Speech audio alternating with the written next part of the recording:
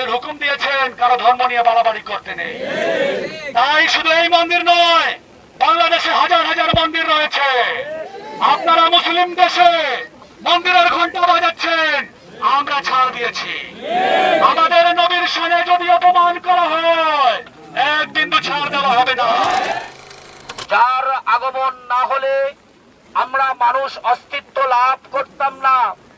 এই নবীর অপমানকে কেন্দ্র করে আমরা সকলে একত্রিত হয়ে সারা বিশ্বের নবী বিদ্বেষীদেরকে জানিয়ে দিতে চাই, তোমরা আমার নবীর শানে গোস্তাকি করে ছাড় পাবে না।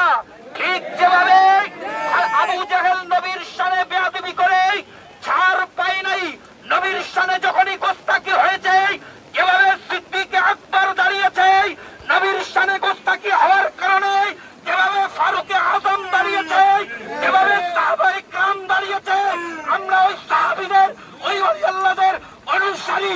নবীর শানে যদি আর একবার গোস্তাকি করো, আমরা আমাদের রক্ত দিয়ে হলেও নবীর মান ইজ্জতকে বাঁচিয়ে নবীর দুশমনকে এই পৃথিবী থেকে ধূলিসাৎ করে দেওয়া হবে। সাল্লাল্লাহু আলাইহি ওয়াসাল্লাম উনার শানে কোন জাতি, কোন গোষ্ঠী, কোন বেধর্মী, কোন নরেশ, কোন কুকুর সারবা যদি আমাদের নবীর শানে বেয়াদবি করেছে, তাদেরকে আমরা শায়েস্তা করেছি। আর এখন যারা করতেছে, মুসলমান রূপেও যারা নবীর শানে বেয়াদবি করতেছে, আহলে সুন্নাত ওয়াল জামাত থেকে তাদের কোনো ছাড় দেওয়া হবে? যার জন্য আমরা ইজ্জত পেয়েছি, যার জন্য এই মানবকুলকে আল্লাহ আশরাফুল মাখলুকাত বানিয়েছেন, তার সম্মান নিয়ে খেলাধুলা করবে না। তুমি আমার ঘর বাড়ি পুড়িয়ে দাও, কিছু বলবো না। আমাকে মেরে ফেলো, কিছু বলবো না। আমাকে গালি দাও, কিছু বলবো না। আমার উপরে জুলুম করো, কিছু বলবো না। কিন্তু ইঞ্চিত পরিমাণ আমার নবীর উপরে যদি আঙ্গুল তুলবে, এই মুসলমানরা ছাড় দিবে না। আমাদের দাঁড়িয়ে ইমানি চেতনা ঘরে ঘরে নিজের বাচ্চাদের মধ্যে ইমানি চেতনা আমাদের গড়ে তুলতে হবে, ঠিক কিনা? কেননা এটা মনে রাখবেন, ফিউচারে গজবাতিল হিন্দ হবে, ঠিক কিনা?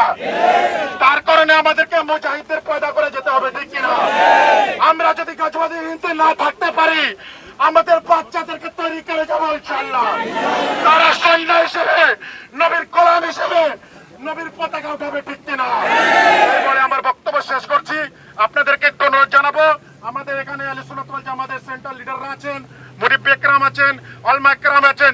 এটা মনে রাখবেন, তারা যে হিংস্র জাতি, তারা সেটা প্রমাণ করে যাচ্ছে, ঠিক কিনা? কিন্তু আমরা হিংস্র জাতি না, আমরা জঙ্গিবাদ না, আমরা ঐক্যবাদী না। আমাদের নবী আকা সাল্লাল্লাহু সাল্লাম আমাদের জন্য ওয়াজিব করেছেন বিধর্মীদেরকে হেফাজত করা, ঠিক কিনা? তাদের উপর শোনালে আমরা হাঙ্গামা করবো না, কোনোদিন ইট পাটকল দিব না ইনশাআল্লাহ। যেহেতু আমরা নবীর গোলাম, নবী কোনোদিন নিজের গোলামদেরকে তাই ইশারা করেননি, ঠিক কিনা? তাই নবীর গোলামের পরিচয় দিবেন, এইভাবে ইমানি চেতনা রাখবেন। আমার এই বক্তব্য এখানে শেষ করছি। আসসালামু আলাইকুম ওয়া রাহমাতুল্লাহ।